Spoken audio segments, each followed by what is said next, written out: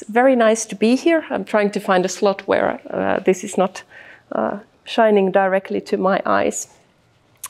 So I promised a speech with the topic of be so good that you cannot be ignored. And I work as a professor and I lead a team in solar energy materials and systems. And a few things about my studies. So when I was doing my basic studies in Mäntsälä, it's not anything very special there. I was really into, like as a child, I really like chemistry, and I would have loved chemistry sets, but like those were not that popular at that point. I was good at mathematical sciences. I did get good grades in all the topics, but I noticed that, for instance, with languages, it took a while to learn all the words, and I could see that some of my friends were much quicker at that, whereas I was really good at maths, and I loved doing the mathematic puzzles. Then I went to a different high school. I was much of a nerd, so then going to a nerd high school was really nice. Then I met my kind, so that was nice. And there I was still very much in love with maths, but I was also considering like different types of work. I was thinking maybe I want to be a lawyer, maybe I want to do this and that, but luckily at the end I realized that I really like the maths and such much more than speaking and conveying messages, which I have to do actually quite a bit nowadays, but I think this is a nicer avenue for those. So after finishing the high school, I was like, okay, let's go to engineering. And while in the when I entered Helsinki University of Technology, I started studying in the department of like applied physics and mathematics. And then I was like, yay, I'm good at maths. And then I started taking the maths courses, and I was like, ooh, I think I will switch to physics now. What I realized that at that point was that I did enjoy that there is some concrete application to what I do. And that's why I really liked, like, natural sciences and curiosity is fun, but I'm more like efficiency-oriented person. So I'm like, okay, let's have a very practical question and come up with a practical answer. And when I had finalized my master's studies, I was like, this is so fun, let's continue.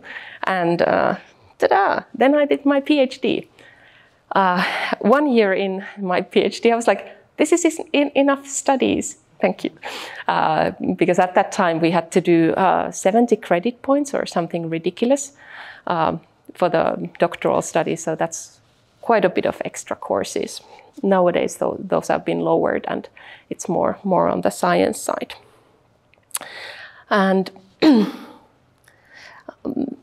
some ideas how to choose your studies and career. So my suggestion, well, this is quite typical. What interests you? Yes, you should take into account what interests you. Then, what are you good at? I'm also good at cross-stitch. Doing a piece of art of cross-stitch takes hundreds of hours. If you want to sell it, you might get tens of euros. That is an excellent hobby. So do consider what brings value to the marketplace. So try to find something that is in these three circles. What is that interests you? What are you good at? And what brings value to the marketplace?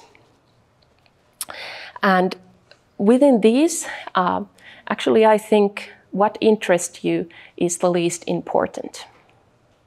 If you do something that you're good at and it brings value to the society and marketplace, very likely you will get interested in that. If you look at our previous speakers, They were studying Baltic herring and yogurts. It wasn't like, I want to do only like, it's yogurt or nothing. So quite often, like the work, like if you're good at it and it interests you, you will be interested in, you will get interested in what you do, very likely, or engine components. Maybe you weren't dreaming of that particular component as a child. You did it anyway, and it's interesting now. And some words about like my working life during studies. So I was a kitchen assistant at the age of 15. So this was the local congregation's event center. Like there was this rippikoulu thingy. So I was making, I was cleaning and I was making some snacks. So baking pulla and cleaning. Glorious job. Then I switched to the energy field. So I started working for Shell Trans. Basically, I was the server, the person washing the dishes, and then I was, later on, I became a cook. That was an excellent choice, by the way. Long hours, and I was only working on weekends, so every other day was a double salary. Excellent choice. So this is to say, like, when you start out your career, just do something with good passion.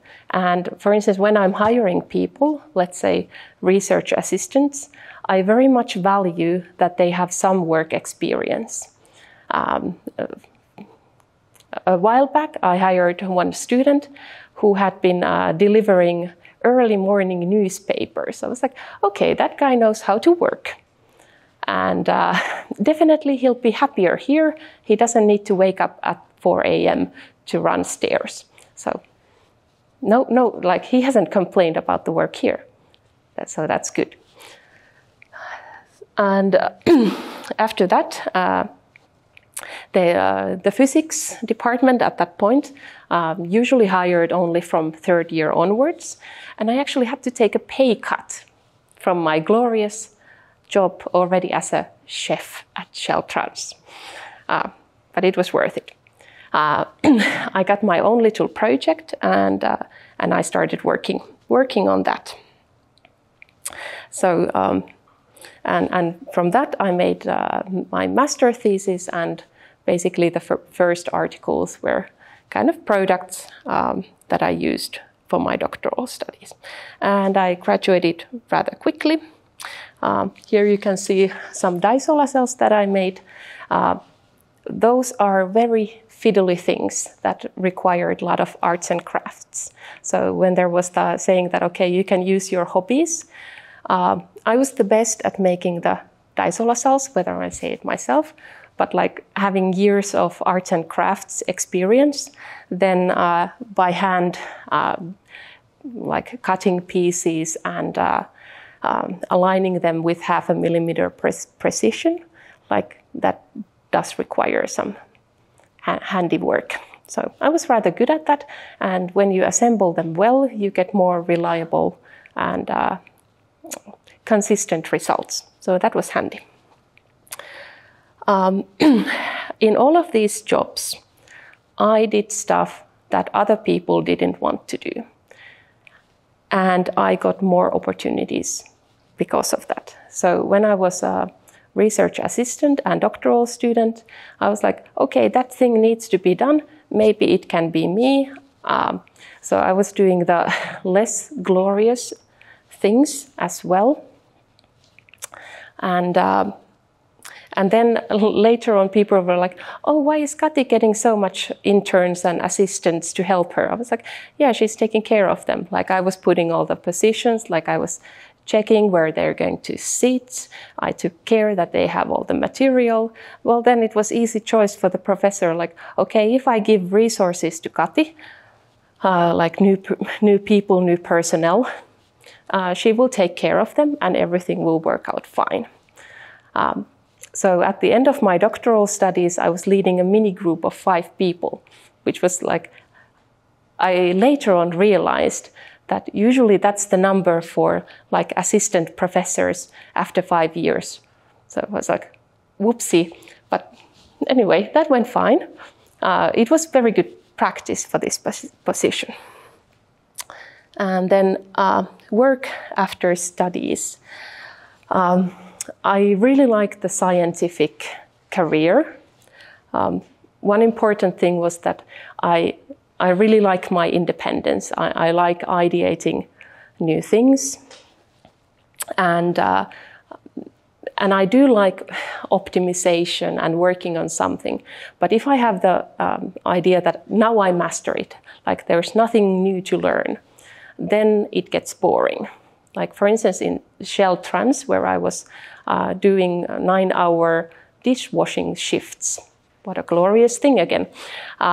It was exciting as long as I was like thinking like, how can I make it quicker? Because it was a really busy dishwashing shift. Sometimes there were so much dishes that I had to do 12-hour shift, like 3 hours of extra time because it was the busiest station in Finland. So I was interested in trying to optimize my work. And then when I mastered it, I was like, okay, this is boring. So the good thing about science, it's not like, okay, we're nearing the end of science and it will be all done. So I know that, okay, there is things to do. And I do like my independence. So in the scientific career, you can apply for your own funding. And actually, I got my own funding to go to UK. There's some pictures. I went there to the Department of Chemistry. Then I got funding from Academy of Finland. At that point, they had postdoctoral grants. So I came back to Finland. Then I was a project manager for a while, as well as senior scientist. The senior scientist was with Kone Foundation grant. And then the project management idea was thinking about how to develop new services and how to bring materials research together at Aalto and energy research. So, for instance, we provided photography training for the scientists. This is a fancy picture I took. Then again, I applied more money to become Academy Research Fellow. This also included some funding for a group member. And then I came here to be a professor and applied more funding for my group. So the kind of independence is really nice. However, the thing with scientific career is that usually the contracts are very short. Like 4 or 5 years is kind of like, that's like permanent in this field. So if you are thinking like, okay, I want more stability, then this is not maybe the career for you. So it took a while before I got an actual permanent contract. But I do like taking risks and kind of gamble a bit. I always had at least 1 more year of funding in sight, so it wasn't at any point going to like 0. But anyway, for some people that's really causes a lot of stress. And one thing that was really nice, an idea what I want to leave you with, think about how you can add value to others. So a lot of the things why I was succeeding is like when I made my postdoc research plan to go to Imperial College London, I suggested things that would add value to them. When I was working as a project manager, bringing together the expertise in energy research and materials research, I was trying to identify what are the things that people want to get done and then combining them and bringing something bigger rather than doing something like, ooh, I want to do my own little thing. So when you combine the different efforts, listen to the people, like what are their agendas, then you can achieve much more. And they also find you more valuable and they're more happy to kind of go the extra mile when you happen to need it. So kind of some of my recipe, how to be very good. This we already covered. Do things that others do not want to do. Then you get to do the things that others want to do. Then helping others and bringing value. And if you really want to get really good at something, it's not enough to do something at one point or a couple of times. But the key thing is like what you do daily and consistently, because that will define what kind of results you will get at the end. So thinking really about like what are the daily practices that will give you the results, and then continuing with those even when you have setbacks, because ultimately you will get the results that you want, but you need to be rather disciplined. Then this is really tricky, and I see this rather a lot, like what you need to succeed in science is if you go to the victim mindset and excuses, it's really hard to get forward. So you can either choose the victim mindset and excuses, or you can choose thriving and results. And I unfortunately see a lot of people who are thinking about that, okay, maybe this was, maybe I didn't get the job because of ageism or racism or because I was a woman. And too few people actually consider like, oh, maybe I didn't do so well. Maybe there's something wrong in how I applied. Ageism, racism, all of those are actual things and they do happen.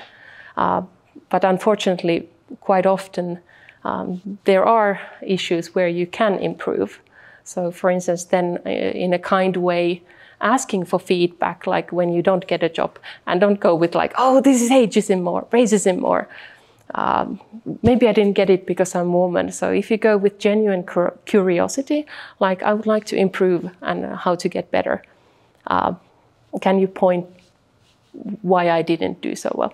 So that is probably a good way to get forward, because there might be something that is hindering you and it might not be any issue.